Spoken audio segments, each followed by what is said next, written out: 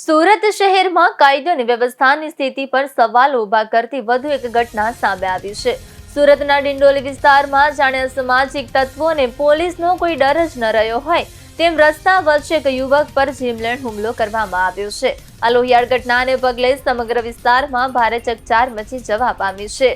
પ્રાપ્ત વિગતો અનુસાર ડિંડોલી વિસ્તારમાં આવેલા સુમુલ સર્કલ નજીક આ ઘટના બની હતી। ભોગ બનનાર યુવક પોતાના અન્ય બે સાથીદારો સાથે ત્યાં ઊભો હતો। તે દરમિયાન અચાનક જ કેટલાક અજાણ્યા શખ્સો ત્યાં ધસી આવ્યા હતા અને યુવક કંઈ સમજે તે પહેલા જ તેની પર પાછળથી હુમલો કરી દીધો હતો। હુમલાખોરો યુવકની પીઠના ભાગે ચાકુના ગંભીર ઘા ઝીકી દીધા હતા। આયોજનબદ્ધ રીતે ઘટનાને અંજામ આપ્યા બાદ તમામ આરોપીઓ ત્યાંથી તાત્કાલિક ફરાર થઈ ગયા હતા।